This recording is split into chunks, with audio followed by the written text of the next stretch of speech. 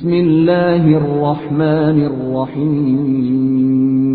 جب انگلش نئی نئی آئی نا اس وقت مسلمانوں کی زبان اردو تھی, ہر جگہ اردو چلتی تھی, انگلش کی ضرورت بالکل بھی نہیں تھی. انگلش صرف بر صغیری کے چند گورے بولتے تھے اور جو گوروں کے ہاں چند لوگ جاب کرتے تھے. سارے کام ہمارے کس میں ہوتے تھے, بولو نا, اردو. ساری تحقیقات اردو میں, ساری کتابیں اردو میں. انہوں نے کہا لیکن گورا ایک, اس وقت بعض علماء نے فتویٰ دیا کہ بھائی انگلش مت سیکھی جائے, اس سے ہمارا کلچر کیا ہو رہا ہے, تباہ ہو رہا ہے. ہم جو انگلش سیکھتے تھے نا وہ بھی گورے بن جاتے تھے, یعنی ساری چیزیں ہی ان کی چینج ہو جاتی تھی.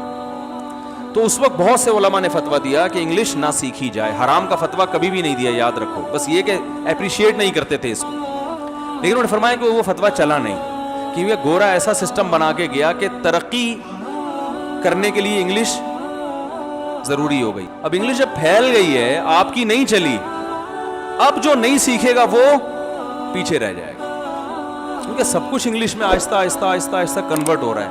اب ہم لوگوں کو یہ نہیں کہتے انگلش مت سیکھو, ہم کہتے ہیں ضرور سیکھو, بلکہ میں زیادہ ترغیب دیتا ہوں, لیکن اللہ کا واسطہ اردو کی بھی حفاظت کرو. اب ہم اس پہ آ گئے ہیں, ایک اسٹیپ نیچے آ گئے ہیں, سمجھ رہے ہیں نا, کہ یار انگلش ضرور, میں تو نہ صرف جائز کہتا ہوں بلکہ ضروری کہتا ہوں. بہت سے ہمارے دیندار اگر انگلش سیکھ لینا تو آدھے مسائل اسی سے حل ہو جائیں, کیونکہ انٹرنیٹ پر جو زیادہ ریسرچ ہے وہ انگلش میں ہے. تو بھائی آپ نے اگر نہیں سیکھی تو آپ دنیا سے پیچھے رہ جاؤ گے, بہت پیچھے رہ جاؤ گے, آپ کسی بھی کام کے نہیں رہو گے آپ. ڈاکٹر ذاکر نائک کی ایک ترقی کی بہت بڑی وجہ یہ ہے کہ ان کی اسپیچز ایک بین الاقوامی زبان میں ڈیلیور ہوتی ہیں, ساری دنیا سنتی ہے. ہمیں صرف اردو اسپیکنگ جانتے ہیں. میں ملیشیا گیا تو وہاں جو مسلمان تھے وہ تو بڑے ملنے کے لیے, ملیشین نہیں آئے مجھ سے ملنے کے لیے, ان کو پتہ ہی نہیں تھا یہ مولانا صاحب ہیں کون, کوئی ملیشیا کا آدمی. اور مفتی مینگ بہت اچھا کام کر رہے ہیں, وہ جاتے ہیں تو ملائی بھی ان سے ملنے کے لیے آتے ہیں, اور ہر قوم کا آدمی ملتا ہے کیونکہ بین الاقوامی زبان ہے نا. تو انہوں نے ایسی زبان کا انتخاب کیا جو پوری دنیا میں, بولو بھائی, سنی جاتی ہے. تو ہمارے مدارس اب بھی نہیں آ رہے اس طرف, افسوس اس پر ہے. کچھ مدرسوں میں انگلش سکھانا شروع کیے مگر ثانوی درجے میں. میں اہل مدارس سے کہتا ہوں کہ بھائی جیسے بچے کو پہلی جماعت سے مدرسوں میں عربی سکھائی جاتی ہے نا, اس طرح سے انگلش سکھائی جائے گی تو فائدہ ہوگا. میں اب اگر میں اس وقت جا کے انگلش سیکھنے کی کوشش کروں, ٹھیک ہے میں نے بہت حد تک سیکھی بھی ہے, لیکن وہ بات تو نہیں ہوگی نا جو آپ اپنی نیچرل زبان میں جب ایک بات کرتے ہیں, جو اپنی مادری زبان میں, وہ تھوڑی اب بات آ سکتی ہے. ہر چیز کی ایک ٹائم ہوتا ہے نا, ایک عمر ہوتی ہے ہر چیز کی. آپ کی زبان جتنی بڑی ہوگی, اردو یاد رکھو چھوٹی, میں جو انگلش کے اتنے فضائل بیان کر رہا ہوں اس کا مطلب اردو کی ویلیو کم کرنا نہیں ہے.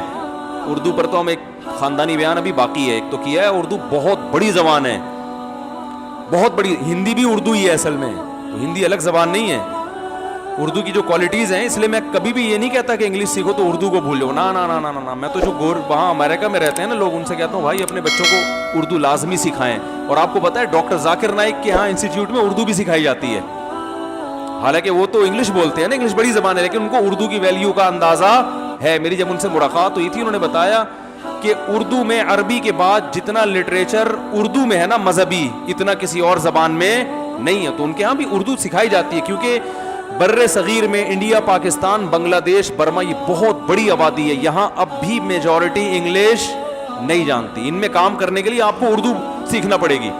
تو میں جو پشتو بولنے والے ہیں یا بلوچی بولنے والے ہیں, ان سے طلبہ سے میں کہتا ہوں یار اردو سیکھو. میں درس قرآن کی ٹریننگ بھی دیتا ہوں نا طلبہ کو, ان کی اردو صحیح کرواتا ہوں. بولتا ہوں بھائی تم نے اگر پاکستان, اتنی بڑی دنیا میں, بنگلہ, اور یہ ساری دنیا میں پھیلے ہوئے لوگ ہیں, انڈین تو پوری دنیا میں ہے, پاکستانی پوری دنیا میں ہے, بنگلہ دیشی پوری دنیا میں ہے. تو میں ان سے کہتا ہوں اگر بہت بڑے پیمانے پر کام کرنا ہے تو آپ کو اردو, بولو بھائی, سیکھنی پڑے گی. تو ہمارے پٹھان شاگرد ہیں, وہ بے تکلفی میں کہتا ہوں بھائی اخپل طریقے سے تبلیغ نہیں کرنی ہے, جیسے ہم کہہ رہے ہیں اس طرح کرو.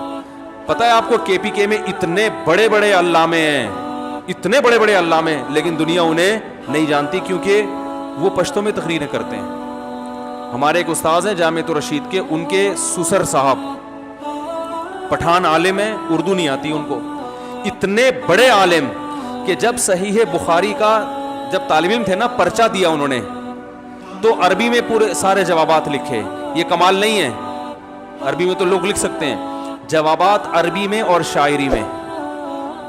جتنے سوال ان سے پوچھے گئے صحیح بخاری کے پرچے میں ہر سوال کا جواب شعر بھی اردو نہیں, بولو بھائی عربی.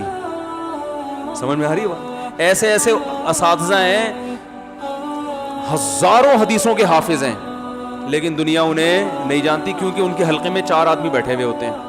2 وجہ سے.